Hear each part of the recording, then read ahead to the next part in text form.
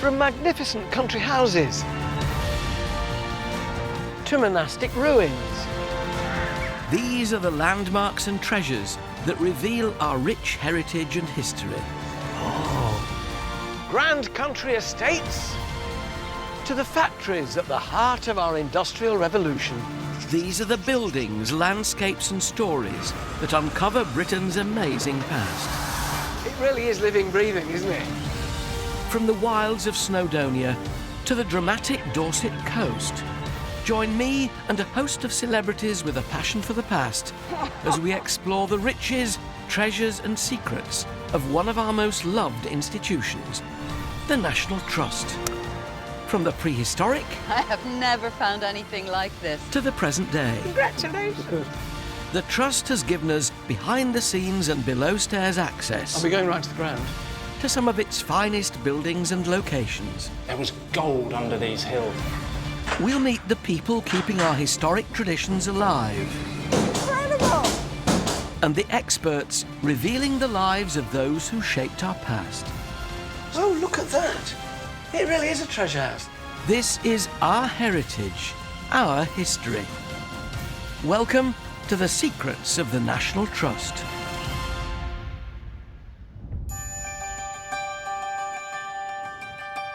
Today, we're in the Lake District, a place that inspired one of the best-selling children's authors of all time, Beatrix Potter. Because hidden behind her famous tales lies a real-life story of how a formidable woman... She was unsqueamish enough to actually skin him? ...abandoned her hugely successful writing career. The thing about Beatrix was that she was becoming not just an author, but a brand. And exploited her character's fame to become the Lake District's greatest guardian. This managed to make sure that all that out there would be preserved for the nation. Also, Joan Bakewell travels back to where the National Trust first began. Congratulations! The first part of the jigsaw. Oz Clarke finds his way into a top-secret nursery in search of some of the rarest plants on Earth. You got barbed wire on the fence. You do get some crazy people who are plant collectors. And Susanna Lipscomb is witnessing how the preservation of a coastline helped save a species. Oh, I think I see one or two. But before all that,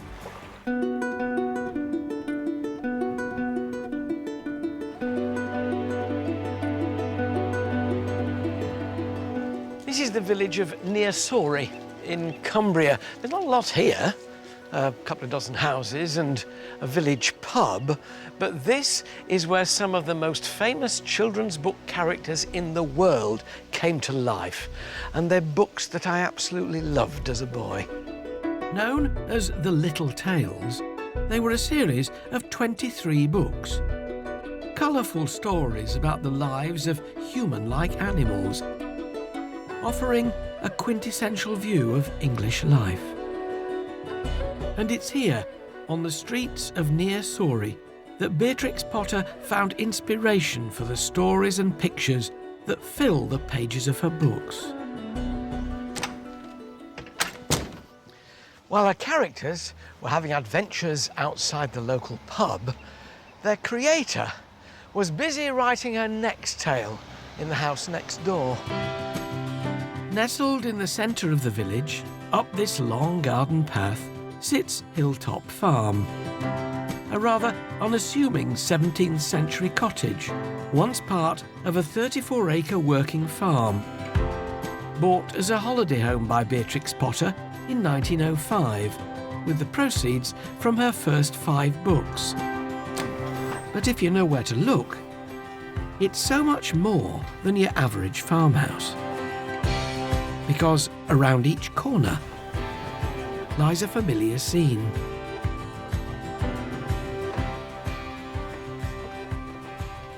Of a garden and a farmyard. It's very atmospheric. It feels as though she's still here. You know, she must have woken up in the morning in that bed and sun streaming in through the window, looked out on her lakeland garden and thought, ooh, I think I'll send Jemima Puddle Duck down there today, by that gate. Beatrix's career as an author began in 1902 with The Tale of Peter Rabbit. The book was filled with page upon page of Beatrix's own hand-drawn images of animals. And it's how she managed to create these lifelike drawings that gives us our first glimpse of the real Beatrix Potter. House and Collections Manager Liz Hunter McFarlane explains the macabre lengths the young Potter went to. She was renowned for her accuracy in portraying animals anatomically and plants and flowers, from my point of view. How did she get that accuracy? Well, from being quite young, when they were on their holidays on the Scottish estate, she and her brother would bribe the gamekeepers to bring them animals that they could then dissect. Dead animals? Absolutely. She saw herself as an artist in training and a scientist. She was somebody who was interested in how these animals worked, and she wanted to know from the inside out. But it was her pet rabbit who'd inspired her to create her first books, copying his markings exactly to reproduce her fictional character. But when that pet rabbit died, she faced a problem. I'm now wondering what this rabbit pelt's doing here, and I'm beginning to suspect. This is the pelt of Benjamin Bunny.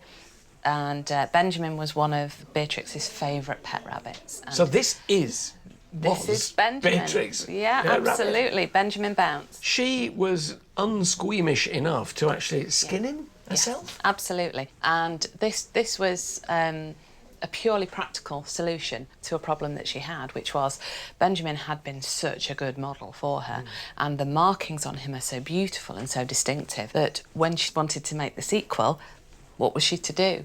Gosh, hello, Peter. I'm wearing blue. Beatrix Potter's approach to life and the subsequent success of her much-loved character Peter Rabbit would make her one of the most famous authors of all time.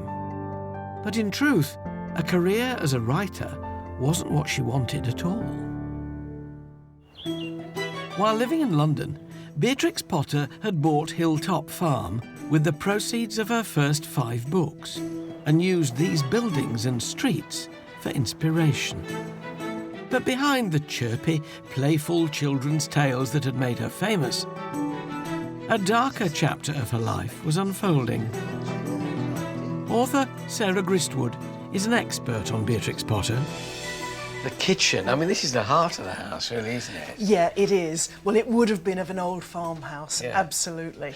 What was the stage in her life when she came here, then, to live? Well, she was at a real, what she'd hoped would be a turning point. She'd published half a dozen of the little books already, but she'd just suffered a huge personal tragedy. Beatrix had become engaged to her publisher, Norman Warne. But sadly, less than a month after his proposal, Norman died of leukemia. It was a crushing blow for Beatrix, who saw Norman as the start of a new direction in her life. Without him, she'd have no choice but to remain in London with her parents, escaping to Hilltop to write. She was under a great cloud when she came here, looking for release in a way, I Yes, suppose. exactly that. I think this place was a huge help to her that way, and perhaps that's partly why it became so important to her. Just to put her into perspective, I mean, was she the sort of J.K. Rowling of her day then, or is that not quite as big as that? How successful was she at that point? Well, no, I think J.K. Rowling's actually a very good comparison, because, of course, the thing about Beatrix was that she was becoming not just an author, but a brand.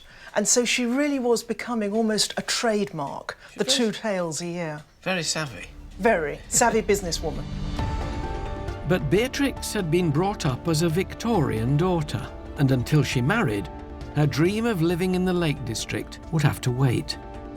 Even though she was rising 40, a successful author, becoming a wealthy woman, she was still a Victorian daughter at home who, until she married, was expected to stay there and help take care of her ageing parents.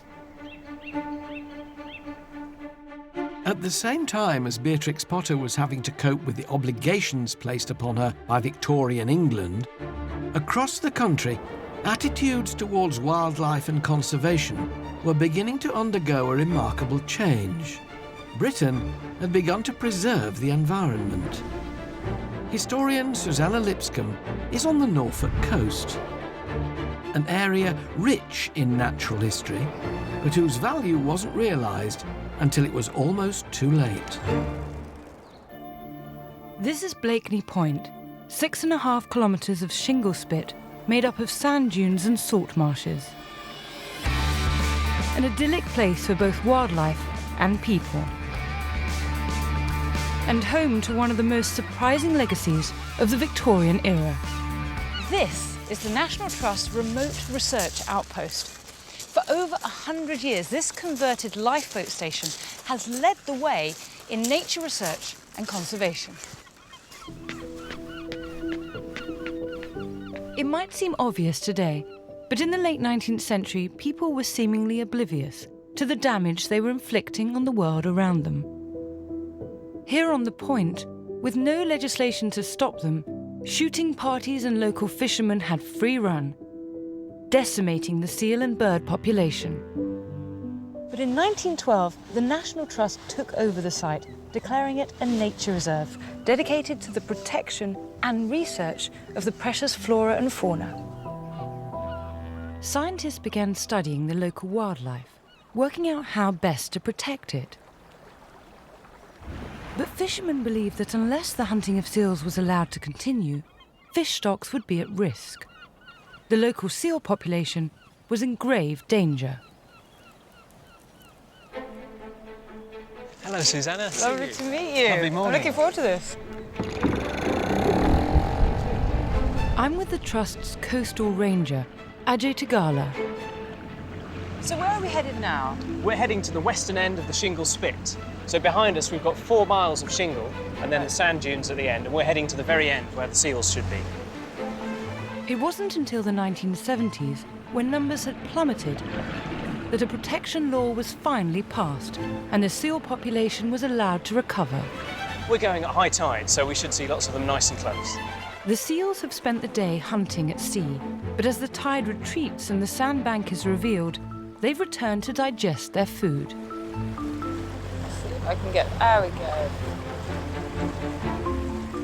Oh, it's a hard life, isn't it, lying on the sun? Look how... That looks so sweet. They are sweet little things. Yeah. When the Trust first took over, this beach was virtually empty. But thanks to the protection of their habitat and the work of Ajay and many rangers before him, this is now the UK's largest seal colony. You can see there's quite a few youngsters, which shows they've had a good breeding season this year, good survival of the young, so that's a really good sign. Oh, wow, look at all of them. They're amazing. So how many do you have here? We often have over 1,000. We're at about 500 in total at the moment. Okay. But numbers are fluctuating. They're moving all around the sea. Ah, okay. So they're very mobile. Why is it so important to count them? It's important because it gives us an understanding of population dynamics, and with them being top of the food chain, it's an indication of health of the ocean and the fish as well. Had it not been for a change in attitudes over a century ago and the start of conservation as we know it, this seal colony and many of the other precious species might not be here today.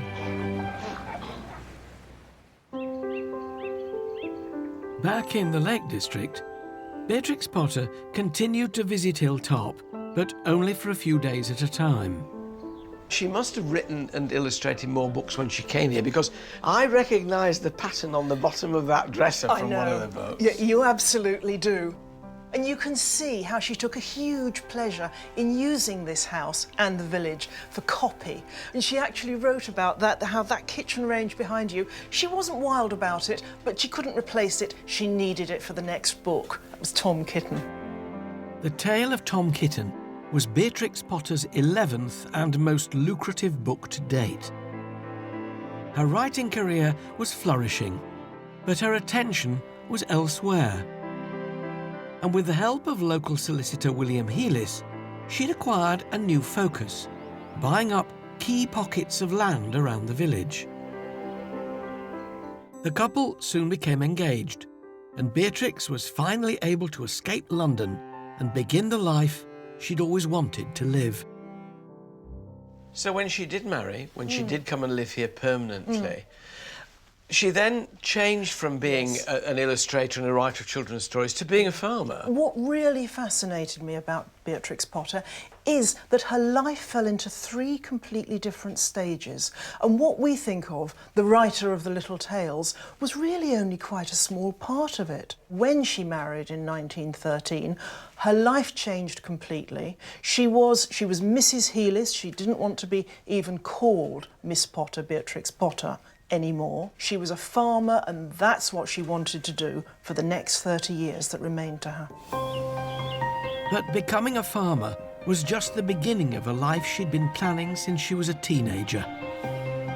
I'm heading for the shores of Lake Windermere, the location of a childhood summer holiday and a meeting with a man who would change her life forever. Here to show me round is Hilltop's house and collections manager, Liz Hunter-McFarlane. I've seen a photograph of Beatrix and her family standing in front of this castle. What is it? This is Ray Castle, and it was rented out, and Beatrix and her family took it for the summer of 1882. Now, this is where she met Canon Rawnsley. Now, Canon Rawnsley is a big figure in the National Trust. Tell me about him. Canon Rawnsley was the most charismatic character, and anybody would have been bowled over by him. Rawnsley came from a sort of a line of people who were starting to think about the preservation of the Lake District, the caring for this part of the world, this cultural landscape, and he recognised the threats that were coming from road builders and the railways, and he would talk to anybody who would listen and try and explain to them the dangers of losing the way of life here. Little did they know, this chance encounter at Ray Castle would affect this part of the world forever. So she was indoctrinated with this, in effect, at a very early and impressionable age, and carried it with her throughout her life, the importance of keeping this amazing scenery. I mean, when she must have looked out across that view, who could fail not to want to cherish that? The fells with the sun on them, it really makes you want to hang on to this, doesn't it, as a landscape? It's glorious. Absolutely. But Beatrix's new friend, Canon Rawnsley, was more than just a passionate speaker. He had ambitions of founding one of the largest landowning organisations in the country. Joan Bakewell has put on a life jacket and gone to visit the place which inspired it all. I'm on Grasmere in the Lake District. I have to say, on a golden morning like this, you don't need an excuse to head for this very beautiful little island. But there is something else about this island. It's the spark that helps in the creation of the National Trust. Canon Rawnsley adored Lake Grasmere, in particular, its island in the middle. But in 1893, this island was put up for sale, not only putting it at risk from developers, but making it out of bounds to Rawnsley and the general public. Without money or a legal foundation, Rawnsley was powerless to stop the sale. As historian Merlin Waterson explains, Rawnsley was going to need some help. There were 3 founders of the trust. There was Canon Rawnsley, and then there was Octavia Hill and Robert Hunter. Octavia Hill had all these influential friends and was able to generate a lot of support that way. But Robert Hunter was the genius who realised how you could create a body which had these statutory powers. Their plan was to acquire vulnerable land and buildings, protecting them from the ever-increasing threats of the Industrial Revolution and keeping them open to the public. But it wasn't going to be easy. How did he get the money together? Octavia Hill was very clever at raising money. She had a lot of very influential friends, and when these inaugural meetings were taking place, very well-heeled people came, and people with real political influence. So she brought that to the party. The renowned social activist's list of contacts went deep into London's high society. Such names as the first Duke of Westminster, Queen Victoria's daughter Princess Louise, and one Helen Beatrix Potter, one of the fledgling trust's major donors. The trust soon set about acquiring more land, and has since become one of Britain's largest landowners. With over 600,000 acres, more than 300 properties, and 775 miles of British coastline on its books.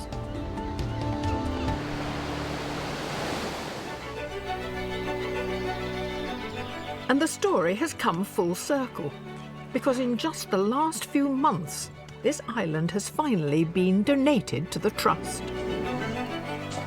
Well, here I am. Allowing Grasmere's manager, Dave Almond, and I to head back to where it all began. I think it would be lovely and so fitting under this spreading oak tree. To mark out the next chapter in its life. Rightio, that's very good. So if you like to just stand back a bit, I'll give it a bit of a wallop.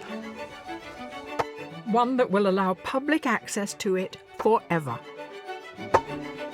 One can only imagine how thrilled Callan Rawnsley would be. First piece of the jigsaw. It's really extraordinary. It's taken 120 years to get this island. It was where the idea began. 120 years roll by, and we've put it back. It's great. Yeah.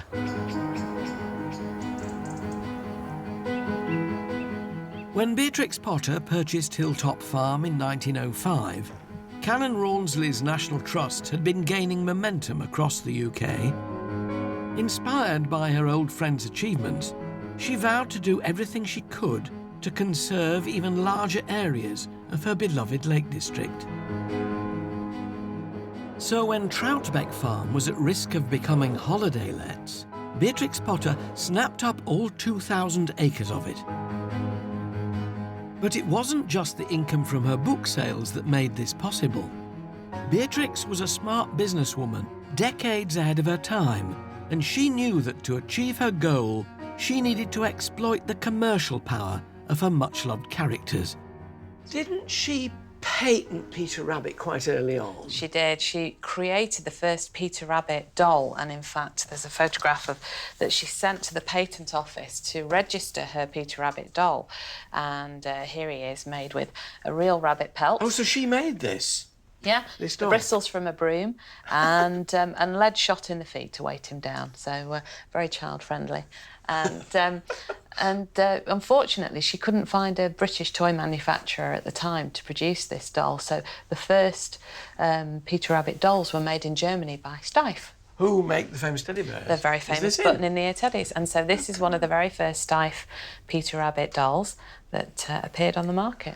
And if you took that onto the Antiques Roadshow now, I mean, that's worth an awful lot of money, isn't it? Well, the provenance of this one, of course, makes it worth that little bit more. Oh, this is hers. So this belonged to her, yeah. Gosh.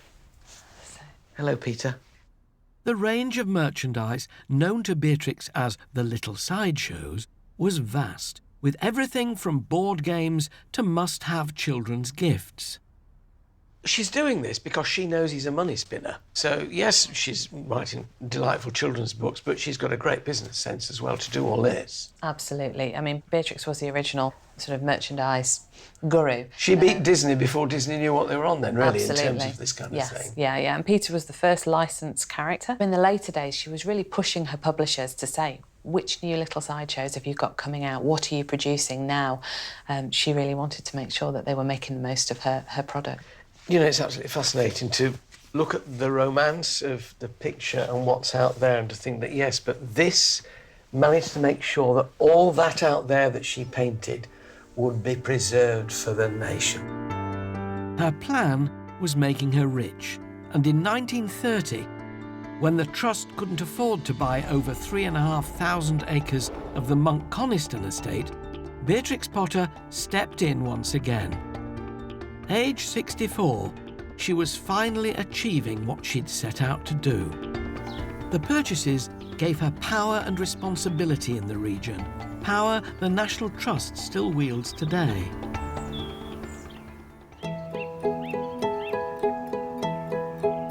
Hilltop Farm, the inspiration for many of author Beatrix Potter's most famous stories. But it's outside, in her garden, that one feels a connection with her two most famous characters, Peter Rabbit and his cousin, Benjamin Bunny. If the little rabbits were here today, This is where I'd find them, in Hilltop's garden, cared for by head gardener Peter Tasker. It's his job to keep it just as Beatrix would have had it over 100 years ago. But round the end of a cucumber frame, whom should he meet? Not Mr. McGregor, but Pete the gardener. Lovely to see you. What are you doing? Just putting out some wallflowers. Oh, go on then, I can't resist. Chuck me a few over here. I'll keep my hand in. You know. Was she a keen gardener, Beatrix Potter, do we know, Pete? She was a keen gardener. She'd never really done any gardening until she came to Hilltop. But when she got here, she was obviously interested in the natural world and gardens, so she really went to town with Hilltop. Yeah, because it wasn't the thing that well-brought-up ladies in long frocks did. It wasn't at all, no. Young ladies of her social standing were basically just encouraged to find a husband, a suitable husband, and that was that. So she kind of railed against that and decided she was going to do all sorts of manual stuff as well. And, of course, the garden features in so many of the books, Jemima Puddle Duck and the Rhubarb and the Gate. Yeah, we've got Jemima's rhubarb patch behind us, and the main path features in The Tale of Tom Kitten. There's a picture of Tom and his sisters in their Sunday best, heading off down the path. There must be a great pressure on you to keep it looking like it did in her day. There is. In some ways, it's nice to have these pictures because you can base your design around them. From your and my point of view, it's lovely that it includes so much gardening within its pages. It's just that we now are branded, all we gardeners, as all being as grumpy as Mr. McGregor. Well, that's true, yeah. Mr. McGregor didn't do us any favours, really. He didn't, really. Although I have to say, I think he was justified in a lot of his grumpiness. I think I would have been the same if the rabbits had come and taken all my onions or eaten my lettuces and stuff like that. It can be hard work at times. Even if they're called Peter. Even if they're called Peter. I have to tell you, in my garden, rabbits aren't generally called Peter. They're called something else. Yes, exactly. Give us another wallflower. There you go. Come springtime, these wallflowers, which Pete and I are tucking in for the winter, will burst into life. But across the UK, many plants face an uncertain future. Oz Clarke is at a secret location to find out more. This is not exactly your typical National Trust property. Gone are the welcoming smiles, replaced with high fences and razor-sharp barbed wire. It's more like entering a top-secret facility.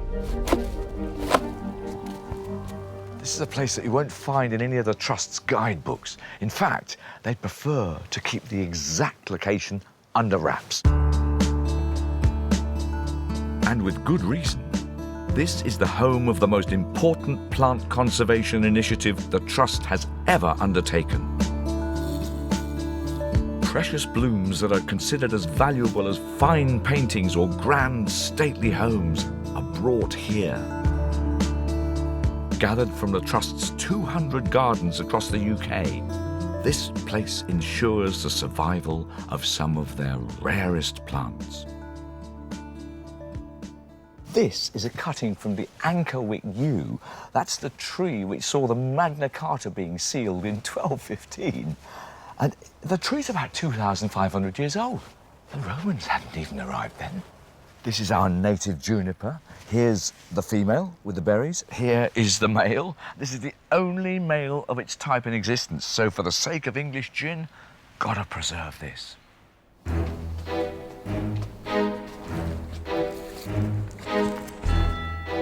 Chris Trimmer is nursery manager and protector of all 8,000 plants growing at this clandestine location. Why is it so secret? It's basically done for biosecurity reasons. We don't want any nasty pests and diseases getting in. This is why we don't have many visitors. You got barbed wire on the fence? Yeah, it's there as a deterrent. From what? Do you get some crazy people who are plant collectors? Something really rare, they'll go and nick it. Possibly, yeah. The majority of the work Chris and his team do here is propagation, bringing in rare specimens and growing new ones. Today, I'm helping him repot a critically endangered species of rhododendron from Northern Ireland. So, OK, I've got this jelly. Yeah, so we just scoop around the outside. Scoop around the outside, yeah.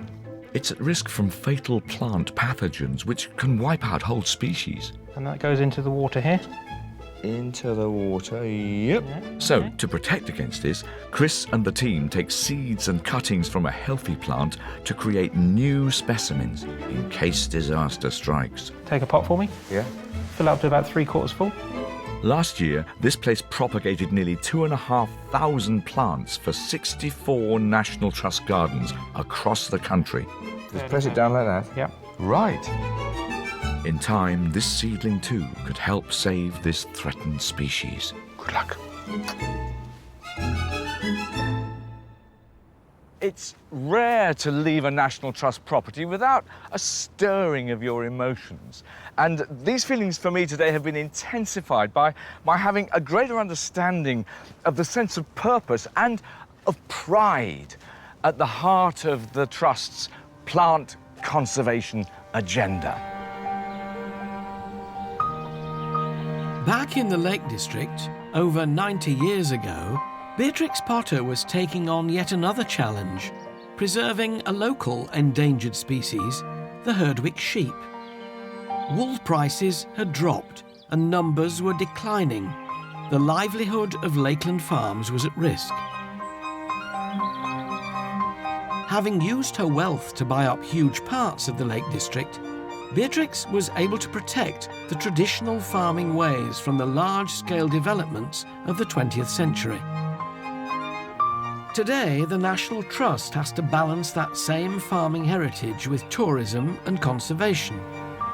But for General Manager Jeremy Barlow, getting that balance right isn't always easy. This was her land, and it's still Herdwick sheep, her sheep, on the fields there at the foot of the fell. It's important to keep it a working landscape, isn't it? Absolutely, and she really understood that. She wanted this to be a living, working landscape. But the challenge is about how we put the natural environment at the forefront of the agenda, while at the same time making sure that this land continues to be living and working and producing food. Conservation isn't just about preserving things and wrapping them up in cotton wool. It's about managing change. What are the difficulties that are presented by what you have to offer tourists and making sure this is still a practical landscape? When do you find the difficulty comes there? Well, see, there are always pressures. With 15 million people coming to the Lake District every year, there are pressures on access, on footpaths. There are issues around the management of things like dogs with livestock all around. It is a really delicate balance. The Trust is not without its critics. You're sometimes accused of being too muscular. I mean, particularly up here in buying tracts of land. We have to be really sensitive to the way people feel about this. So we have to listen to what local people and people throughout the world who love this landscape and have come here on a regular basis, what they feel about it. Each year, Hilltop Farm attracts over 100,000 passionate Potter fans from right across the world. During her career, Beatrix Potter published dozens of books, extraordinary tales about the adventurous lives of human-like animals.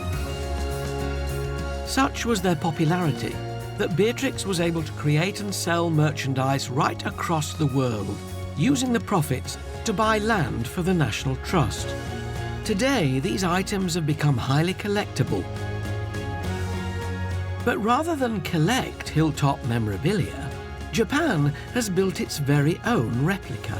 It's just north of Tokyo, and it's exactly a third bigger. Why do you think Japan particularly? Well, we think it's a number of reasons. We think that because the books were translated into Japanese right from the early days, about 1917 was the first translation. And also, at one point, the books were taught as an English text in schools, so they learnt English from the little books. But also, the stories are the quintessential view of England. I mean, wouldn't you just love England to look like that, you know, everywhere? And it explains it, because when they come here, it does. It absolutely does. Do you think she'd be pleased with what she'd see today, with all these people coming into her little house, with what the Trust is doing in opening it all up? Well, she was always surprised at how she called Peter's perennial charm, the fact that people were still interested in the storybooks, even from the time when she first wrote them up until her later years. Who wouldn't be flattered by that kind of attention? One such fan is Candy Beale, who's travelled all the way from North Carolina in the US. How passionate are you? I mean, do you collect? I do. I have all the figurines. How many have you got now of these Well, figurines? somewhere around the 500 range. Candy's home is stuffed full of Potter merchandise, with cabinet after cabinet of figurines. Being rude now, what does one have to pay now for these? What's the most expensive one nowadays? Several $1,000s. Yes, for Duchess with the flowers. It's very rare because she's on this little pedestal, and many of them broke when they were being made, and so they're very few. So for us, if you can find it, it's about $3,000. Because if you're a serious collector, you have lots of back gems. That is very serious. It is very serious. That is That's worryingly right. And serious. it's costly too. Beatrix Potter dedicated her life to conserving the Lake District and protecting the farming way of life she saw being threatened. Comedian John Culshaw has been to Snows Hill Manor in Gloucestershire to see how one man's obsession with preserving the past has created a legacy of items that, were it not for him, would have been lost forever. Now, what is it about unusual, random objects that makes us want to seek them out and hunt them down and collect them, sometimes en masse, filling the whole house? And then you catalogue them and organise them and put them into a lovely order. Well, I've done this in my time, collecting things from cards from teabag boxes to beer and whiskey glasses, even a Ford Granada and a Ford Cortina. And if, like me, you like your collecting random and sporadic and beautifully all over the place, then you'll adore what's in this great house here. Every corner that you look there is detailed. It's like an Aladdin's cave in here. Atmosphere packed into every square millimetre. Over 22,000 extraordinary objects, filling every nook and cranny. Drums, hats, boats, coats of arms, flags. There's just everything here.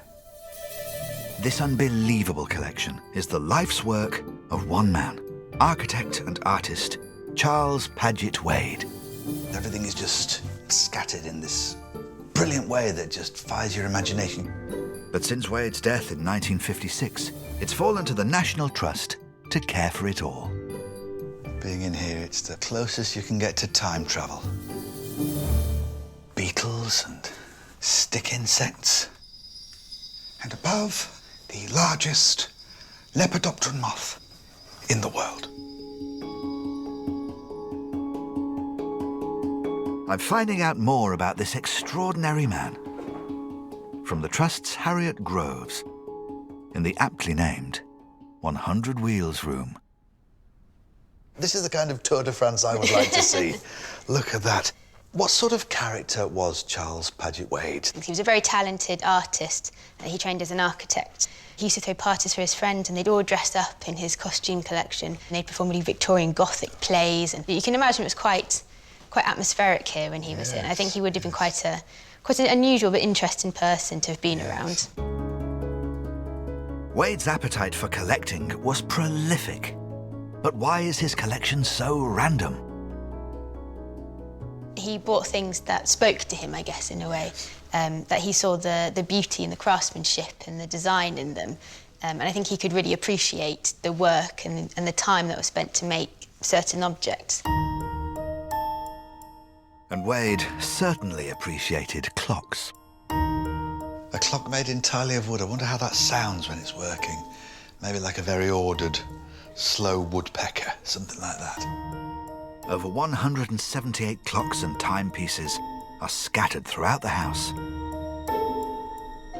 Mike Flannery has the wonderful job of keeping them all up and running. And the patient for today is no spring chicken, dating from 1750. It's a beautiful little clock. It's gorgeous. Just the one hand there, that's interesting, isn't it? In the day this was made, this clock would have been set off a sundial. We only had one hand because you didn't need to be any more accurate. Here is the vacuum cleaner. Every year, this old-timer gets the once-over. And I've been given the rare chance to give Mike a hand.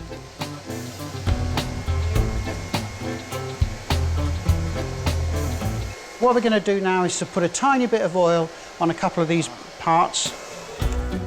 Just a dab of oil on the essential moving parts will keep this centuries-old timepiece running like clockwork.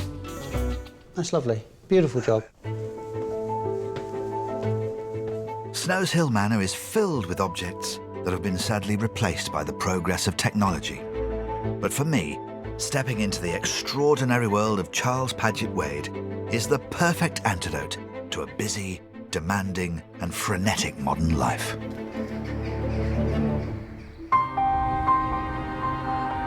Whether it's rare clocks in Gloucestershire or precious landscapes in Cumbria, history will always remember those who've paused to care for our nation's heritage. And here in the Lakes, one name will always stand out, because by the time Beatrix Potter died in 1943, there'd never been a greater contribution of land to the Trust. Her legacy to the Lake District is enormous. It is. I mean, she was uniquely placed to be able to protect areas that were at risk at a time, really, when people weren't recognising the need to protect valleys and the kind of cultural landscape that we have here. How much did she leave in total? Well, it was over 4,000 acres by the time she died, so a huge sort of portion of this part of the Lake District that was protected just because she was able to do so. Beatrix Potter was an author, an illustrator, and a businesswoman, but she'll also be remembered around here for being a great environmentalist long before the term was invented. The Lake District gave her respite and inspiration. In return, she gave us the Lake District. Well, certainly a large part of it.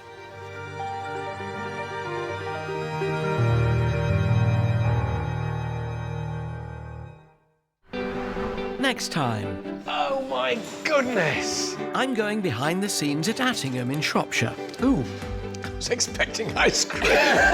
To see how one man blew a family fortune. Who are they expecting for dinner? Comedian John Culshaw uncovers a World War II secret. Oh, then look at this. And Annika Rice fishes one of the most expensive rivers in the UK. Just all action. Are we going right to the ground? No. We're down. Oh!